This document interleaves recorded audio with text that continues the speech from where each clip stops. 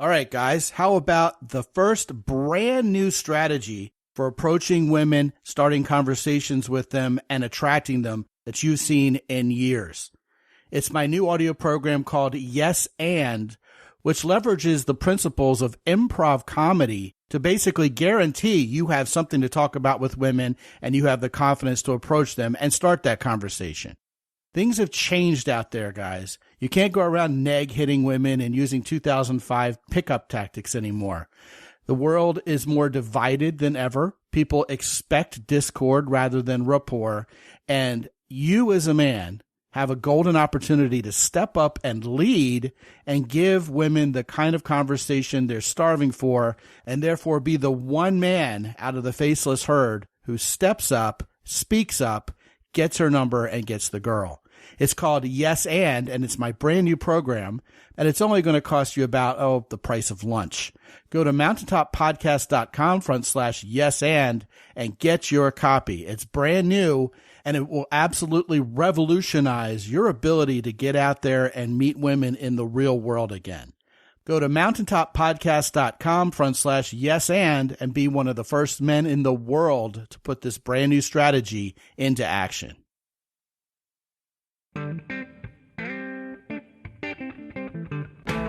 Live from the mist-enshrouded mountaintop fortress that is X and Y Communications headquarters, you're listening to the world-famous Mountaintop Podcast. And now, here's your host, Scot McKay. Oh, how's it going, gentlemen? Welcome to yet again another episode of the world-famous Mountaintop Podcast. I am Scot McKay, your host, your tour guide on this show, if you will. And you can find me on just about every social media platform at Scot McKay, including X, including YouTube, etc. The only place you'll find me at Real Scot McKay is on Instagram, and I guess Threads as well, if you actually use such things like Threads. With me today is a new friend of mine. He's a good dude, and he is from sunny Southern California, and he is also a podcaster like I am, and his main show is Talking Politics and Religion Without Killing Each Other. So today, having found out about Corey Nathan's work, we are going to talk about how to handle hot potato conversations, not only across the dinner table during the holidays, which we are in the throes of as we're recording this, but especially when meeting, interacting with, and even dating and relating to women, because I know that's why most of you guys are here. So without anything further, Corey Nathan, welcome, man.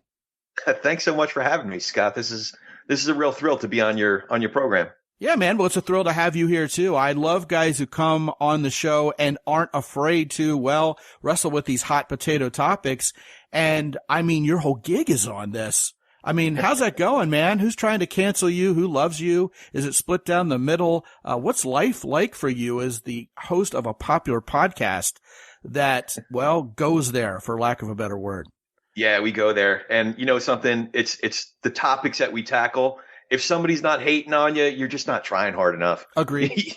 You just can't please all the people all the time. And no matter how we try. So speaking of differences, Scott, I have a difference right off the bat with you. Go for it. You said the name of my program is Talking Politics and Religion Without Killing Each Other. It's talking, man. It's talking without the G. It's talking with an apostrophe instead of a G. See, get it because I live in Southern California now, but I'm originally from Jersey. So say it like a Jersey boy. Talking politics and religion without killing each other. All right, man. Well, I'm from Baltimore, so I probably pronounce the G, not like the Long Island guys do. Yeah. I was talking to someone the other day, and a song was playing in the background. If you go back to Public Enemy, they had a song in the 80s called Can't Trust It, Truss, right? And Flavor Flav, or I guess in keeping with the tone of this conversation, Flava Flav, depending on which Google result you follow, right? Pronounces the T throughout the entire rap, man. Oh, man. He goes, can't trust it, like that. And it just doesn't make any sense. I mean, name the title of the song the way you're going to speak the words of the song, right? Yeah. Got to be true to it. It's not, you can't be too formal about it. You got to just kind of take the guard down right out of the gate. I didn't put too much thought into it. I just said, we were talking about different ways to name the program when we were first starting. It's a little long, but it just says exactly what we're all about. And it says it in a way that we kind of do it in an informal, just like everyday speech kind of way. So yeah, just being true to who we are. Well, Corey, first of all, you said you were from Southern California. Then you said something about being a Jersey boy. So you're one of those guys who moved out west to seek his fortune at some point. I did. Yeah. I moved out here in 1995. I've lived in other parts of the country, but I remember coming out here as a young man, early to mid 20s, coming over that hill because we drove out here. I picked up she's my girlfriend at the time. She's my wife now. Nice. And coming over the hill, dropping into the LA basin, thinking, man, I could take this town. The youthful pride, the youthful arrogance. Little did I know, man, this town could rip you up and tear you apart and, build you back up and then tear you apart all over again. So we've been through it all. Well, California is wonderful. I grew up BMXing and skateboarding and surfing. So Southern California was like Mecca for a kid like me. And I remember the first time I visited, I felt like I was at home. I wanted to be there. Nowadays, it's much nicer a place to visit than live for lots of reasons. It feels like the weather's actually changed since I first got out here. Maybe it's because of the particular town I live in is technically high desert. So what town do you live in? It's Santa Clarita. So it's like 30 miles north of LA. Yeah. Yeah. Santa Clarita is where Magic Mountain is. That's right. Yeah, exactly. Yeah. So we literally have, we could have 100 days a year that's over 100 degrees and many days that are actually over 110. It does get pretty hot. I don't remember it being that hot in the 90s. Maybe it's just in my imagination. I don't know. Well, that's another hot potato political argument you can have at the Christmas dinner table, right? There you go. How did you decide to get in on this particular topic? Did you find it affected your life a lot enough that you were passionate about it, or you were just kind of trying to fill a gap where nobody else was really well going there, or what happened there? Yeah, I mean, it's a pretty observant way to ask that question because it's a little bit of both. It's something that I felt compelled to learn how to do better. Quick background, not to get too deep into it, but I grew up in an observant Jewish family. We went to an Orthodox synagogue, but in my late 20s, I became a Christian. So as you can imagine, I had to have really hard, challenging, fraught conversations with my family about religion. But then as a new Christian, already, young adult in my late 20s, early 30s, I was going to church and I realized a lot of people I was going to church with, especially here in Santa Clarita, there's Masters University, which is run by John MacArthur, who's a fundamentalist, conservative, very beyond conservative in his theology. But I realized that a lot of things that defined the people I was going to church with, their priorities, wasn't so much about the theology that compelled me to make that transition, but it was political and social issues that took primary priority over the theological convictions that we were reading about in Scripture. So I had to have very challenging, hard conversations about politics or social issues, especially when it came at odds with what we were reading in Scripture with my friends from church. So these two things, I just realized this is the kind of thing that we need to talk about it because it's the way that we live among each other. It's the way that we figure out how to do this life thing together. And yet it's the two things above all else, maybe race included in there, that everybody says, oh, don't talk about politics and religion. Well, why not? That's the most important stuff. And I found that I wasn't doing it well again and again and again. So I figured, let's do this. Let's figure out how to do this better.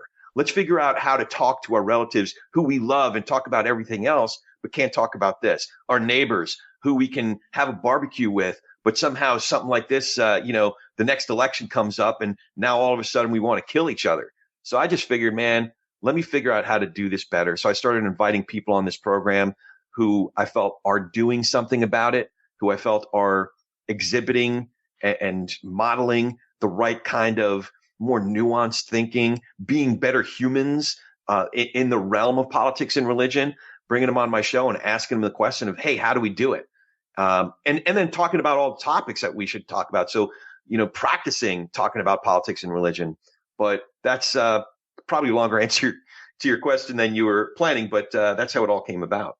Well, no, that's fine. I love hearing the story and how you put it all together because this topic du jour is something we talk about reasonably often on this show because most of the men listening to this show, Corey, are polymaths to some degree. They believe in the power of being a Renaissance man. As a matter of fact, I just did an entire masterclass on that topic for guys because it helps when approaching and meeting women to actually have something to talk about that the woman wants to talk about, not just defaulting to your own thing all the time. Right. And yet, in this culture, in this Western culture in particular, I think we do default to our own thing all the time. And often that thing is whatever, career we fell into, with all respect to people in the insurance industry out there. I'm not sure many children write a first grade paper called What I Want to Be When I Grow Up and write insurance agent. Yeah. Right. Yet I've been to parties where the guy only wants to talk about insurance with me. Not necessarily even because he wants to sell it to me, but because that's what he knows. Yeah. Right. Yeah. And women are not going to be excited and have a whole lot of fun talking to a guy who at best can talk about what he knows if he gathers the stones to go up and talk to her anyway. Yeah. Yeah. Before we hit record on this particular episode, you and I were talking about the nature of how politics has become religion in this country. And you brought up an interesting point that was an angle on it that I hadn't really considered too deeply until right when we were talking about it right there. The idea of politics becoming the religion in this country, and therefore it becoming literally a religious argument about who you're voting for, right? Yeah. To me has always been about secular humanism and the general, secularization of this country and the movement away from Judeo-Christian values. And one of the things you and I were talking about is going back to Billy Graham and certainly when, say, Pat Robertson ran for president in the 80s, evangelical Christianity in this country has been courting politicians to the point of teaming up with them, mostly in the Republican realm, for years and years and years now. So I don't know why it's so surprising that religious folks have become more political, even as they're still in the church and speaking from the pulpit as preachers. Yeah. That's really crazy. And, then why are we so surprised that people are so religiously tied to their politics nowadays? Talk to these guys a little bit more, Corey, about that journey and how we got here to where everything we talk about has got to be political and is only going to divide us. How did we get here, and why do we apparently at least arguing with each other so much to the point of division? Well, it's a natural inclination. I mean, I happen to be, Jewish and then became a Christian. So, I've read through the Bible from Genesis to Revelation a bunch of times. So, even if you're not religious and you just read that as sort of ancient literature, it's telling stories that are not new stories. And it tells the stories of human beings sort of taking things into their own hands and trying to be God and write their own history.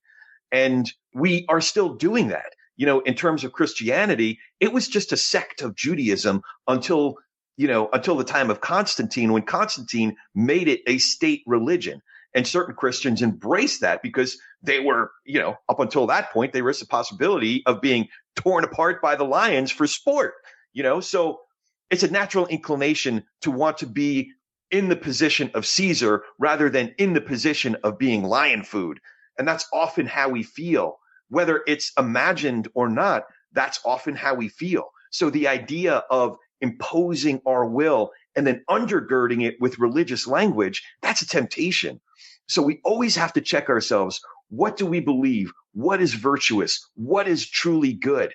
And then now, if you're trying to justify that which we know is not good because it's the ends to the means, it's not just a slippery slope. It's a form of idolatry itself. So you talk about just recent history in the United States. Billy Graham actually recognized this. He actually backed away from wanting to impose his will through the language of his beliefs and his theology on politicians. He became nonpartisan. He was in the Oval Office, whether it was Republican or a Democrat. But as soon as he was doing that, guys like Jerry Falwell Sr. were coming onto the scene and realizing there's a gap here and we can fill that void. Jerry Falwell, laid the groundwork for somebody like Pat Robertson later on. That's true. and then many, many others who've picked up from that. And there are offshoots of that. It's not just in politics. It's in media. It is in the halls of Congress. Dostoevsky said, art imitates life. And he said, I'm seeing where we're getting to the point where life is imitating art. And he said, I see where this is going, where life is going to begin to derive its very meaning of existence from the arts. And that's definitely the case where we're looking at our preferred media outlets, our preferred media personalities, and we're deriving our very meaning of existence from our favorite media personalities or media outlets. But at the end of the day, we're still human. We still think, we still feel, we still have our bodies and a sense of the transcendent. You know, in the Bible, it says, love the Lord your God with all your heart, soul, mind, and strength. Those are 4 different pillars of who we are uniquely as human beings. And we can manifest all of that and act through that and think about what's good, think about what's right, and be checking ourselves. Because at the end of the day, the one thing I believe more than anything else is it's not even that there is a God, because I do believe that there is a God, but even more so than I believe that there is a God, I truly know that I know that I know that I ain't God. So if that's my most irreducible belief, that means that I'm not perfect. I'm not the designer of the universe. I'm not the author of all that is good. So I always have to check myself and make sure, what am I getting wrong? What do I think I have right, but I'm kind of maybe off the script here. So yeah. Well, no, that's okay. Hey, listen, again, it's perfectly valid for you to talk about who you are and your journey here and how it applies to your message to the world, because in this particular case, it's particularly integral. Right. You know what I mean? Right. You're not some guy teaching auto mechanics or whatever. Politics and religion are deeply, deeply personal issues. Right. And you mentioned race, which is another hot potato. So is that, of course. Very deeply personal. So it makes perfect sense that the deeper your personal journey, the deeper your understanding of the need to interact with other people effectively about what makes us who we are. Now, let's move back about 5 minutes ago when you were talking about the role that media has played in this.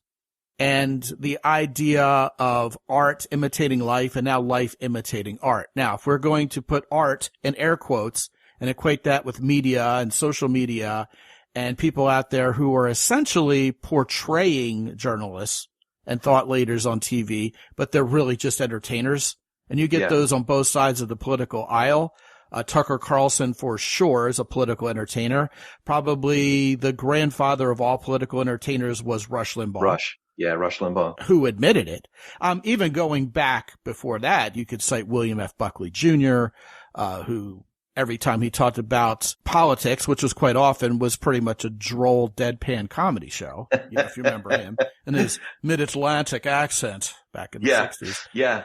I'm a big Buckley fan. I take a little bit of issue with that. I think that it was a little different with Bill Buckley because he used media as a tool, as a medium, if you will, in the different mediums in which he appeared, as a way to engage other interlocutors or audiences, to provoke thought, to enter ideas into the public space.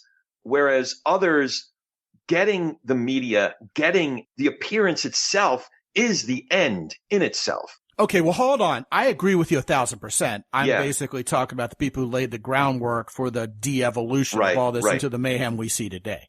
Yeah. So I think even Rush Limbaugh would cite Bill Buckley as an influence. That's basically all I'm saying. But yeah, as far as the guys who openly admitted, I'm providing entertainment here, I don't want to run for president, I don't want to be a politician, Rush Limbaugh is basically the guy who put that whole thought process on the map. No doubt about it. Okay. Yeah. But the fact remains. You have people watching Sean Hannity. You have people watching Rachel Maddow. You have people listening and watching to Tucker Carlson on X and thinking they're watching news. And, I'm going to get mail because of this, right? This Fox News tells the truth. MSNBC is telling the truth. These other people should be banned from the airwaves. Listen, time out. You need to watch both MSNBC and Fox News. You need to watch CNN also, then you need to hold all those notes up to the light and see what holds up, because that's where the real news is. I don't even consider it news unless both CNN and Fox News are covering it. That's when you know something really happened in this world. Then from there, you got to read both sides, consider it all editorial. By the way, in a world where op-ed pieces are headlines on both Fox News and CNN.com, right? And figure out what's going on. And here's the thing, okay, Corey? People are indeed establishing their worldview based on the people they watch the most on TV. If you hear a message time and time and time again, it starts feeling like truth to you, right? That's an established psychological principle. So when we're putting more eggs in the political basket, spending more time watching politics than we are on our knees praying or talking to God or even seeking out God and trying to figure out, all the pieces to this puzzle if we happen to be agnostic, right? That's what our belief system is going to reflect. And then comes all of this inundation with media. They figured it out. There is so much content out there that people really are just going to scan the headlines without really looking into the meat and potatoes of what's actually being written in the article itself. And they're going to draw conclusions from headlines.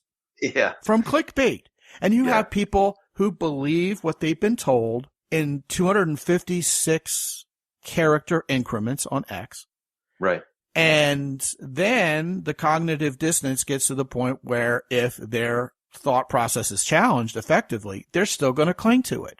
And why will they still cling to it? Because they have literally millions of other people who agree with them.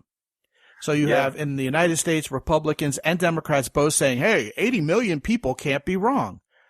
Here's what I like to say. 8 billion people can't be wrong. Whatever we're all sharing as humans living in the human condition, hey, that's the truth, okay? But insofar as opinions, I mean, certainly 80 million people can have an opinion different than someone else.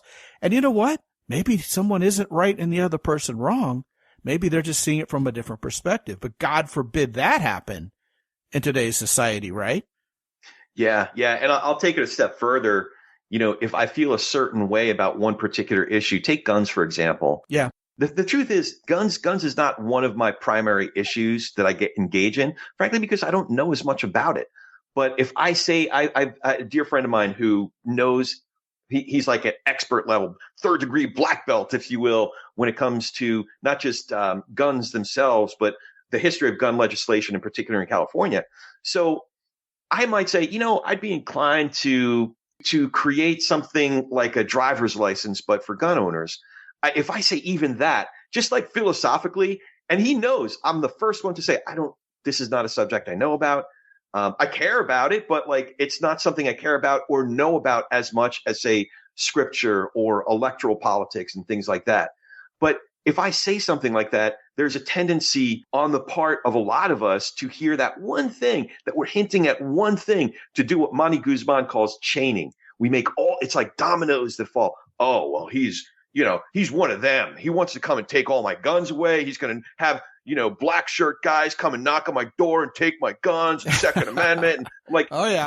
Reel it in there, sport. No, I just said, I don't know, maybe having like a driver's license for guns. I don't know. But, being kind of humble about it. It's not an issue I thought about. It's not an issue I care about. So reel in, you're like, I'm like woke, whatever, blah, blah, blah. So a lot of what you're talking about makes a ton of sense. So one thing that I gather from listening to your show is that it requires a little bit higher than average IQ to really engage in the kinds of conversations that you're having and the level of people, present company excluded, the level of impressive folks that you've had on the show.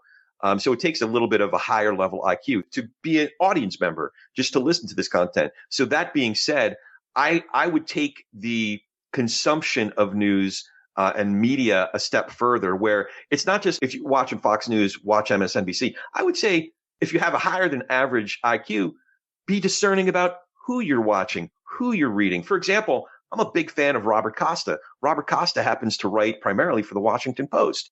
That's another one of those chaining issues. If I say Washington Post, there's a lot of my friends, especially the guys that go to church with, who are like, oh, you're a Washington Post. You must be some commie. And, whatever. I'm like, no. Have you read Robert Costa? Or on Fox News. I was a big fan of the shows that Chris Steyerwalt was producing. He's a good newsman, regardless of whether you're liberal, progressive, or somewhere in between. Steyerwalt is and his post-Fox News work, you can tell this is a guy who's a great thinker, and he was excellent as a news producer. Or Brett Baer is still on there. Chris Wallace, I watched him religiously every Sunday. Or on MSNBC. It's not about MSNBC. I happen to be a big fan of Ari Melber.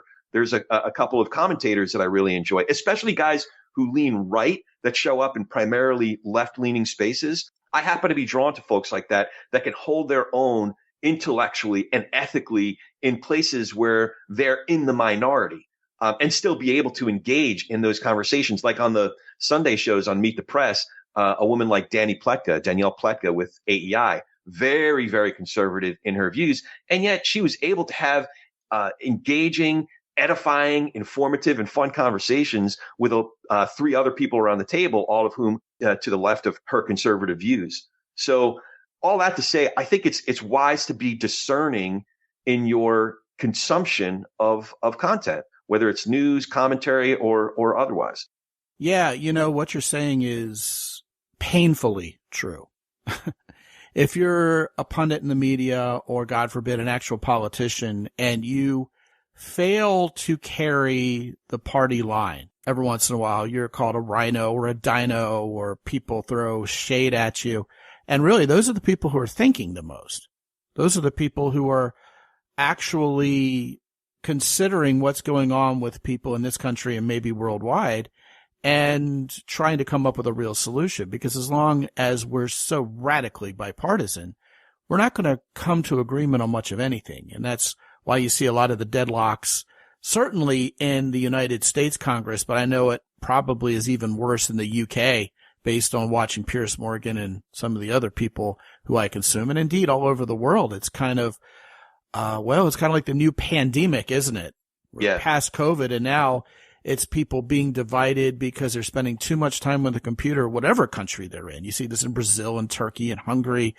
Argentina just voted in their quote unquote own Donald Trump, and everybody's up in arms. It really becomes politics all over the world. It becomes dividing people all over the world. And meanwhile, here comes the segue.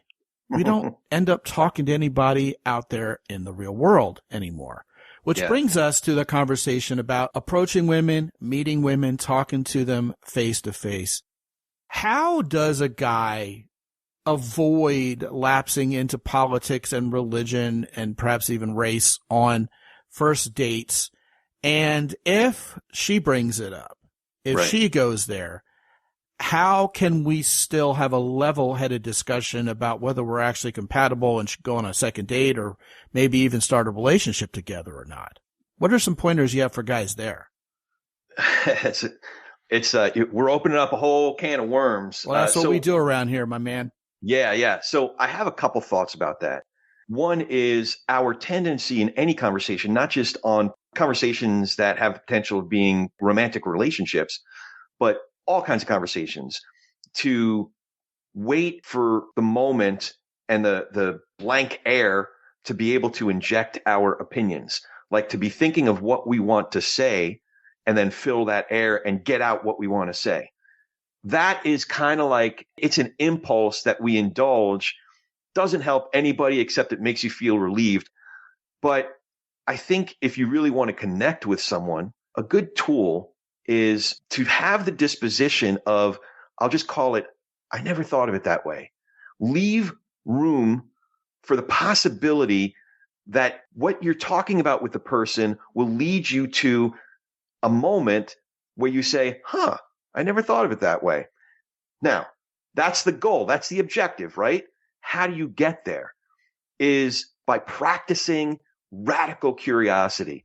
Instead of indulging your impulse to blurt out your opinions, as if your opinions are going to change, everything. Once somebody hears it, they're going to say, I never thought of it that way. Now I better agree with everything you say because you clearly have everything right.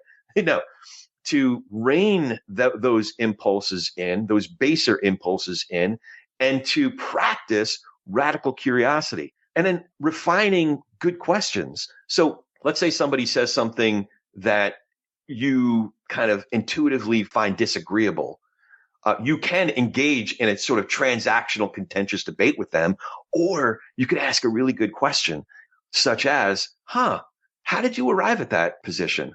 That's a really interesting position. You could even maybe say, I don't necessarily agree, but I don't know enough about it yet. So how did you arrive at that position? What happened? Tell me about your life. How did you, what's happened in your life for you to get to that place?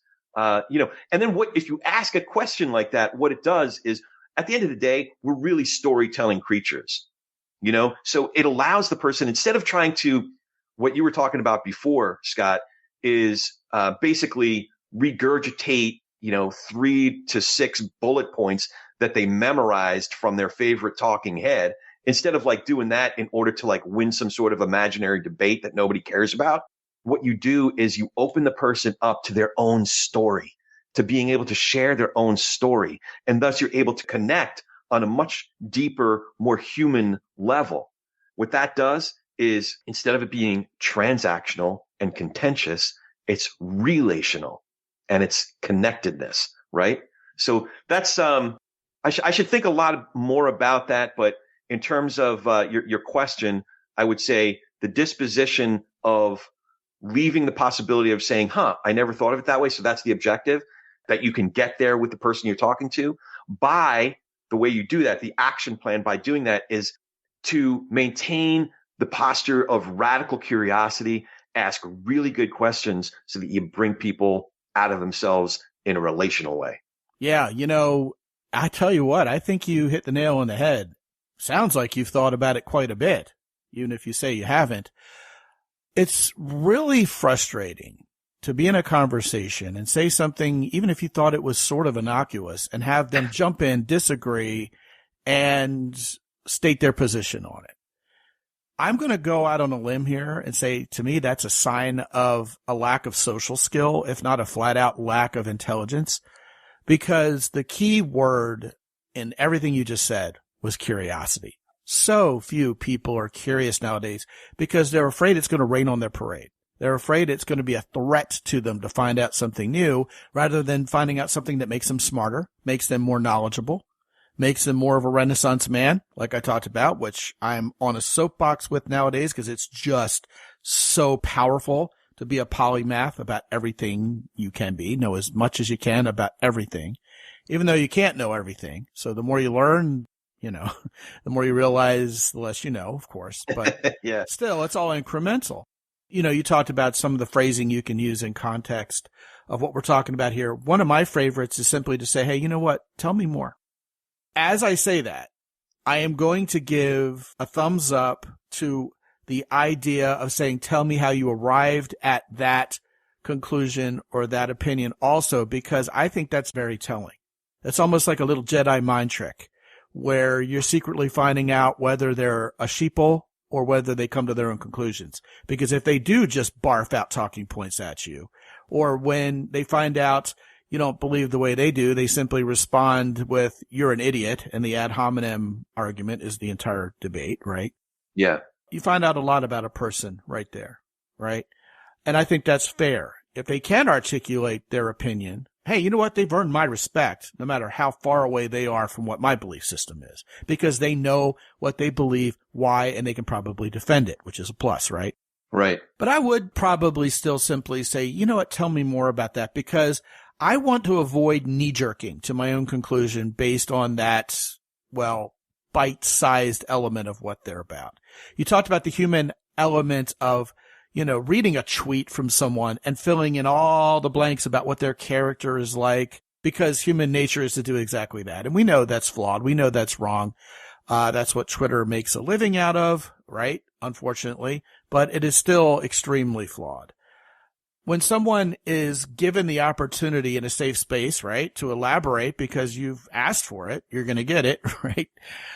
And they tell you more about what they believe, you may go, oh, all right, well, then you and I aren't so far off as we thought we were. I mean, I've seen that happen on this show with guests before. I thought, man, this person's going down a rabbit hole I'm not sure my guys or I are going to agree much with. And then they changed my life with the twist they put on it. Happens all the time. And if we're out with a woman we find attractive and we're hoping for the best on this date, and so is she, I think we owe it to both of us to find out who the heck we really are rather than jumping to these conclusions. So I love it. And I also love the idea of perhaps having your mindset challenged. In one very key way, Emily and I challenged each other's mindset in a way we thought we were going to disagree, and found that we were actually more compatible than we thought if we just took all the labels off when we were dating. Yeah. I know that sounds a little cryptic, but it had to do with religion. Yeah. She was raised in a different denomination than I was, and her way of talking about things is different than mine, but we were actually agreeing theologically. Yeah. Powerful if we just have the conversation.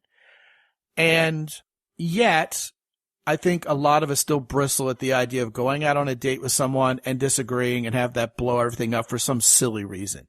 And the reason why I love the steps you gave, Corey, is because I think it really does give us an action plan, a toolkit, and a practical way to figure out whether we do find compatibility with someone or not. And I will add one thing before we close. Sure. If we don't agree with a woman's position on Israel versus Palestine, for example, does that really preclude us from being friends or even, being friends with benefits together? I mean, it shouldn't.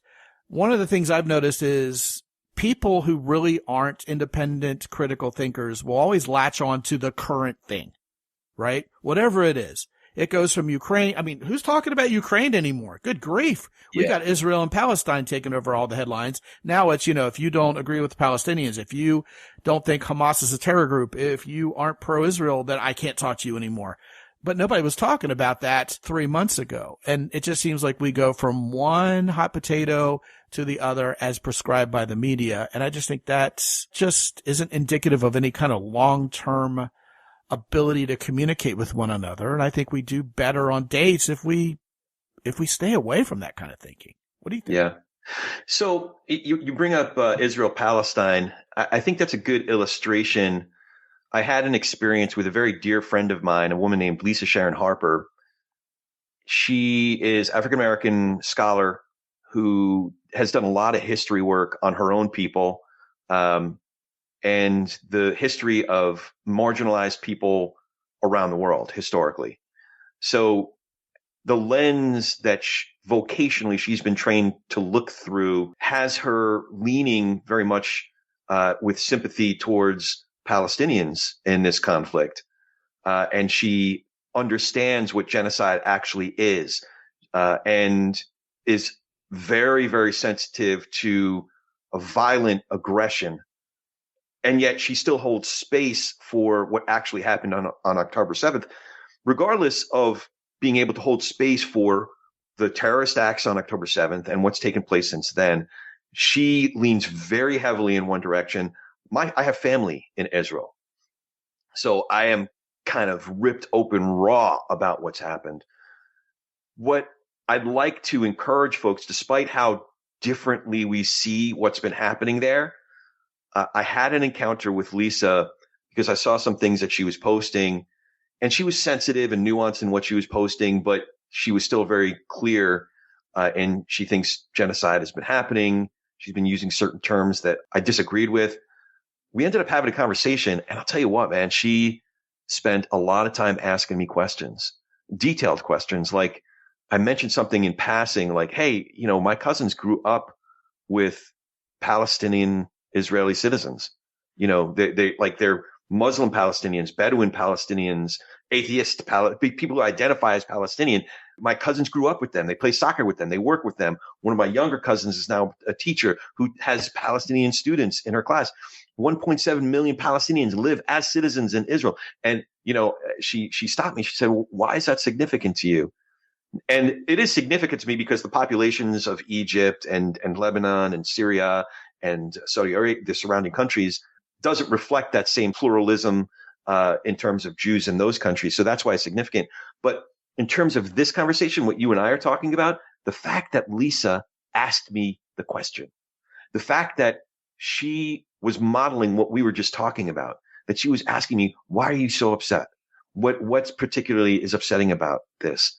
What's relevant to this conversation is Lisa cared enough about our relationship to still hold on to her strong, informed, scholarly perspectives, and yet cared enough about me to ask me questions about how I was feeling, why I believed what I believed, why I was upset about certain things, how we could engage better, not just with each other, but with the people around us. And she has a very significant audience that follows her, how we can engage better. How can we, there's an expression in Yiddish called tikkun olam, or Hebrew, and it's basically heal the world. How do we heal the world? It's by one conversation, one relationship at a time, doing it just a little bit better. And I'll tell you what, if there was ever a situation that needs that influence, it, in my estimation, would be this one, because this just has global implications, and it really is a religious argument, not just a political one. And it's heartbreaking to watch people turn it purely political, especially here in this country, and, abroad, places other than Israel and Palestine. And I think it's a shining example of what we're talking about, where we need to be curious and we need to be open to someone else's opinion and not knee-jerk to conclusions. Very nice. Very nice. Good stuff today. His name is Corey Nathan. He's the executive producer of Talkin, Politics, and Religion Without Killing Each Other. And when you go to mountaintoppodcast.com/Nathan, Nathan, you will be magically teleported to his website, where he talks a lot about politics and religion and how you can talk politics and religion with other folks as well. Corey Nathan, thank you so much for joining us today. It's been a fascinating conversation and a valuable one. Scott, I really appreciate you including me in your conversations, because you're clearly having important ones that are helping people and fun to talk about. And I'm just honored to be a part of it. Yeah, man. Thanks for joining us today also. It's a good topic, and one I think too many people are afraid to even broach. So, yeah, this has been just fantastic. And, gentlemen, if you have not been to mountaintoppodcast.com recently, go there, click on the banner at the top that lets you check out the master classes, including the aforementioned one about how to be a Renaissance man, which was wildly popular just this past month. We've been doing those since April of 2022, so there's a whole catalog to look at there. mountaintoppodcast.com/masterclass. And while you're at mountaintoppodcast.com, check out our sponsors, Origin in Maine, Heroes Soap, and The Keyport. As always, use the coupon code MOUNTAIN10 for an additional 10% off every time you pick up something new from our sponsors. And until I talk to you again real soon, this is Scott McKay from X&Y Communications in San Antonio, Texas. Be good out there.